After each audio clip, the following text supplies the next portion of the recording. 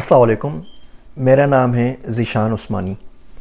बहुत से दोस्तों ने सवाल पूछा कि यूट्यूब ने रिसेंटली डॉक्टर इसार अहमद का चैनल बैन कर दिया है, टर्मिनेट कर दिया है। कोई तकरीबन 2.9 मिलियन सब्सक्राइबर्स थे और ऐसा क्यों हुआ है। बहुत से लोगों ने बयानात भी दिए कि क्योंकि वो इस्लाम की बात करते थे, क्योंकि वो कुरान शरीफ की बात करते थे, क्योंकि वो कुरान की तफसीर पढ़ाते थे, इसलिए यूट्यूब ने उनका चैनल बैन कर दिया। इन बातों के अंदर कोई इतनी ज़्यादा हकीकत नहीं है।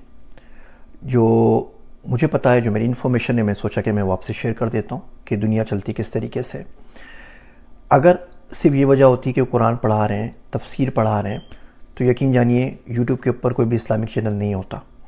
मैसेज टीवी भी नहीं होता, नशीद का चैनल भी नहीं होता, वहाँ तारिक मसूद साहब का भी नहीं होता, नुमान अली खान का भी नहीं होता, मुफ्ती मेनक का भी नहीं होता, यूसुफ स्टेस का भी नहीं होता, इकना का भी नहीं होता, इसना का भी नहीं होता, शेख हसन का भी नहीं होता, हुसैन अब्दुल सत्तार साहब का भी नहीं होता, किसी भी चैनल, मुफ्ती सईद साहब का भी नहीं होता। कोई भी चैनल्स नहीं होते, बिकॉज ये तमाम वही लोग भी वही काम कर रहे हैं जो डॉक्टर इसार अहमद साहब के चैनल के ऊपर हो रहा था। कुरान अगर तफसीर पढ़ाई जा रही है, अगर सिर्फ इतनी बात होती तो ये बात इतनी ज़्यादा सही नहीं है कि उन्होंने मुसलमानों के ख़िलाफ़ रेसिज्म के ऊपर आके सिर्फ इस वजह से चैनल को रिमूव कर दिया है कि लोग कुरान शरीफ सुन रहे थे या पढ़ रहे थे। ये बात सही नहीं है।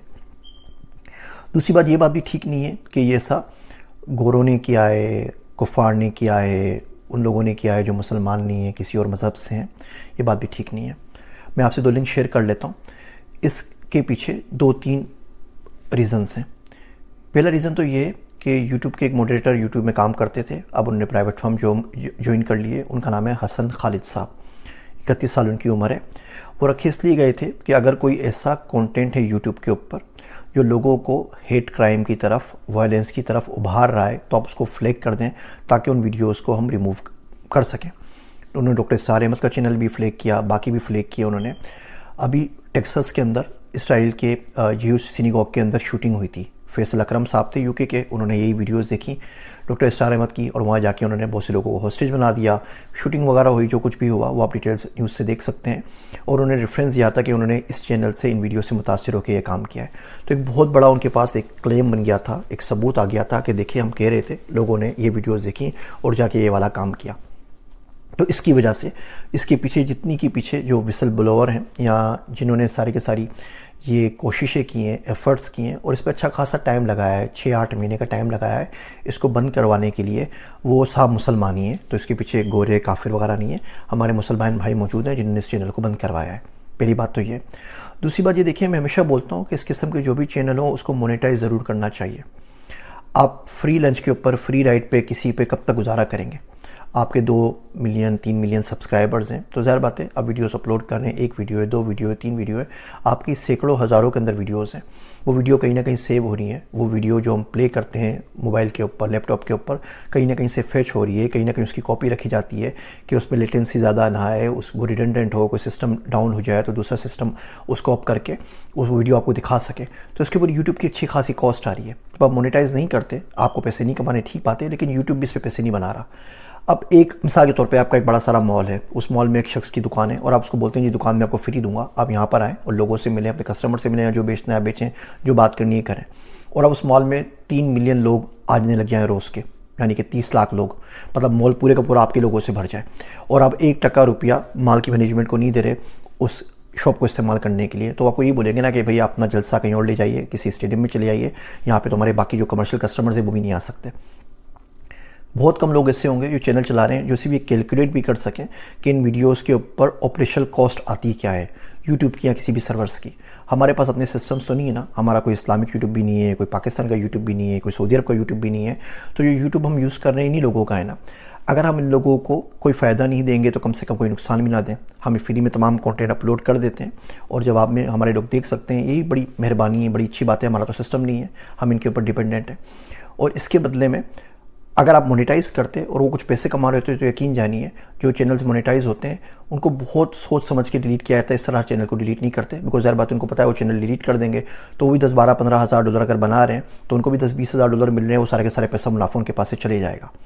अगर आप बात करते हैं सिर्फ एड्स की, तो एड्स बड़े कल्चरली अप्रोप्रिएट होते हैं, ज़्यादातर वो आपकी हिस्ट्री से आते हैं। मैं जब भी यूट्यूब खोलता हूँ तो कोई ना कोई डोनेशन का, मस्जिद का एड मेरे पास आ रहा होता है। इसके अलावा 99% यही एड आ रहे होते हैं या एजुकेशन के आ रहे होते हैं, फ़ला फ़ला कोर्स या फ़ला फ़ला यूनिवर्सिटी से पढ़ लीजिए।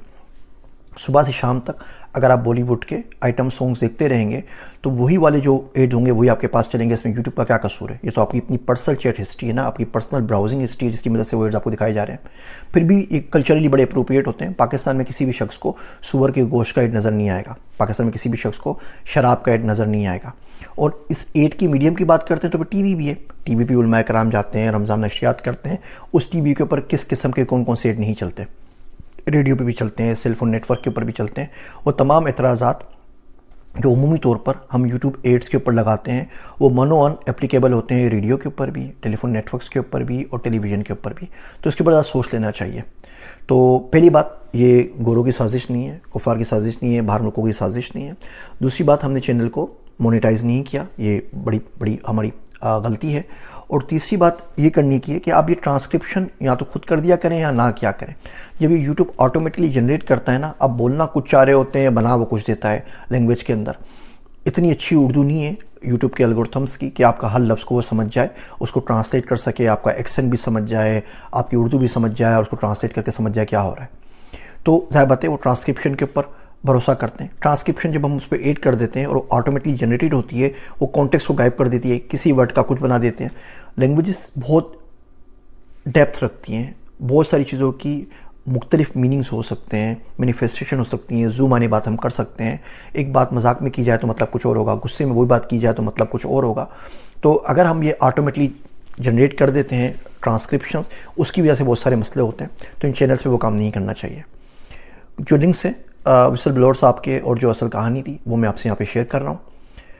उम्मीद है हम खुद किसी काबिल हो सकेंगे कि अपने सिस्टम्स बना सकें और सिर्फ बाहर वालों को कोसने से और कंस्पायरेसी थ्योरीज़ के ऊपर यकीन रखने से कुछ भी सुधरने वाला नहीं है। मुझे अपनी दुआओं में याद रखिएगा। मैं हूँ आप सबका ज़िशान उस्मानी।